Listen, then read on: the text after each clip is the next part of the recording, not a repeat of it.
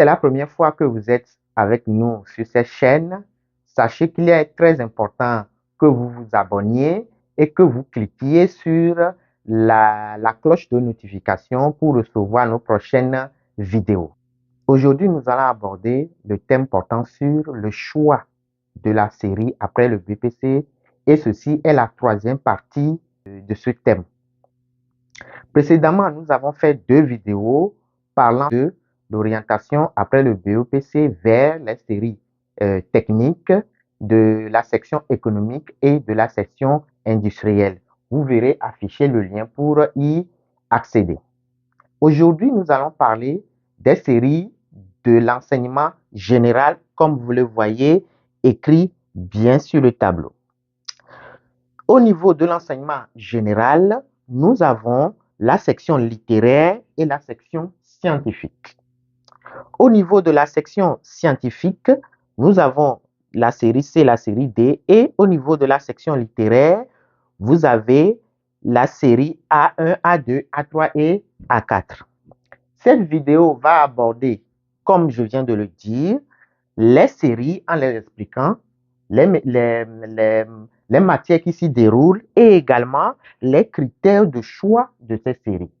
Et enfin, les filières que chaque élève, chaque lycéen pourrait aborder, pourrait embrasser à la fin de ses études au lycée et après l'obtention de son baccalauréat. Sans plus tarder, allons au vif du sujet. Au niveau de l'enseignement général, vous avez, comme je l'ai dit tout à l'heure, 2 sections. La section littéraire et la section scientifique. Pour la section littéraire, rappelons que nous avons plusieurs séries, notamment la A4. Mais au niveau de plusieurs pays de l'Afrique de l'Ouest, c'est surtout la série A4 qui est enseignée. Nous allons rapidement les expliquer en tenant compte des matières. Prenons d'abord la série A4. Au niveau de la série A4, il y a des matières très spécifiques. Il y a le français, l'anglais, la mathématique, la science physique, la biologie, la philosophie et les langues. C'est-à-dire, vous avez le choix à prendre entre l'allemand et l'espagnol la plupart du temps. Alors, qu'est-ce qu'il faut voir déjà avant de prendre la série A4? Pour les élèves qui viennent d'avoir le BEPC et qui se demandent est-ce que je suis apte à prendre la série A4, sachez qu'il est très important de se connaître, vous devez vous connaître. C'est-à-dire, depuis la 6e, 5e, 4e, 3e, quelles sont les matières dans lesquelles vous avez de la moyenne, vous avez la moyenne. Pour choisir la série A4, il faut avoir de bonnes notes en français et en anglais. Au-delà de cela, est-ce que vous aimez bien écrire? Il faut avoir l'art de la littérature. Est-ce que vous corrigez au fur et à mesure votre style de parler?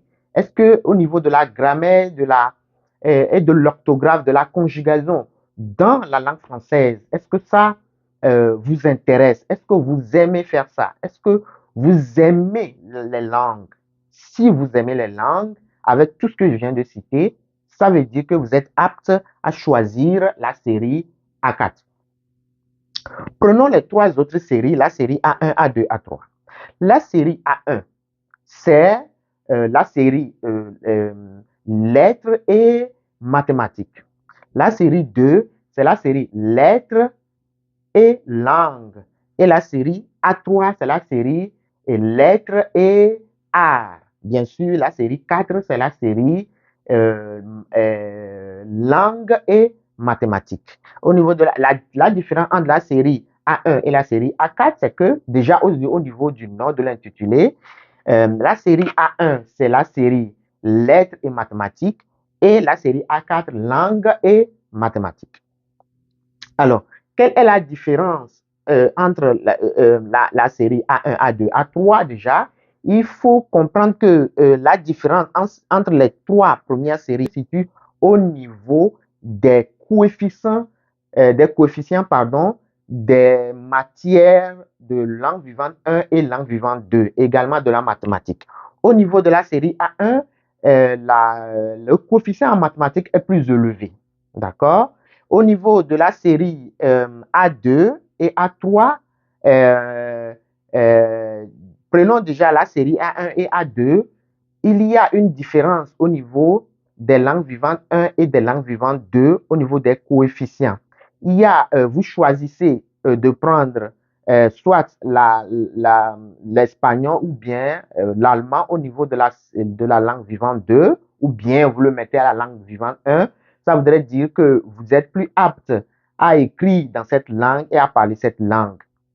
Alors, la série A1, nous avons la langue vivante 1 qui a un coefficient plus élevé que la langue vivante 2. Au niveau de la série A2, la langue vivante 1 et la langue vivante 2 ont un même niveau de coefficient. Les coefficients sont les mêmes. Au niveau de la série A3, c'est presque la même chose. Alors, voilà très brièvement expliquer la section littéraire parlant des séries A1, A2 et A3. Abordons maintenant la section scientifique. La section scientifique se subdivise en deux séries, la série C et la série D. Rappelons qu'au niveau de la section scientifique, en seconde, vous avez l'obligation de rester dans une salle ou bien dans la classe de la série S. On dit la série S parce que c'est la série scientifique. C'est une fois en première que vous choisissez la série D ou bien la série C. Alors, pourquoi choisir la série S ou bien la série D? C'est déjà le bien faire au niveau de la mathématique et de la physique pour la série S, et vous faites bien la mathématique et la science naturelle que vous choisissez la série D. Donc, la série C, c'est mathématiques et physique, et la série D, mathématiques et sciences naturelles. Quelles sont les séries après le bac? Déjà, revenons un tout petit peu. Pourquoi choisir la série S et la série D? Je l'ai déjà expliqué. C'est que quand vous avez, ou bien pourquoi choisir la série S en seconde? Comme je l'ai dit, vous allez d'abord en seconde S avant de choisir en première la C ou bien la D. Pourquoi aller en série S? C'est déjà parce que vous avez l'amour pour les chiffres, la mathématique, la physique, la science naturelle. Vous les faites bien depuis la classe de 6e, 5e, 4e et 3e. Si on prend vos relevés de notes de la 4e, 3e, 3 et de la 4e, de la 5e, pardon, 4e, 3e, précisément de la 4e et de la 3e, vous avez de très bonnes notes en mathématiques, en physique et en sciences naturelles. Prenons maintenant les filières après le bac. Après le bac, il faut noter que pour la section littéraire, vous avez le choix de faire plusieurs filières à l'université. Vous pouvez embrasser, par exemple, les lettres modernes parlant du français, d'accord? Vous pouvez aborder les langues ibériques parlant de l'allemand, de l'espagnol et autres. Vous pouvez embrasser le droit. Nous reviendrons sur les précisions dans les critères de choix au niveau de la vidéo parlant du choix des filières après le bac. Alors, donc, vous pouvez faire plusieurs filières, également la linguistique, les sciences et de l'éducation, la sociologie, la psychologie, bien qu'au niveau de la psychologie, il y a beaucoup de sciences, de mathématiques, de physiologie et autres. Voilà brièvement préciser les séries littéraires et les filières que vous pouvez aborder. Bien sûr, il y a aussi la communication au niveau des filières à l'université.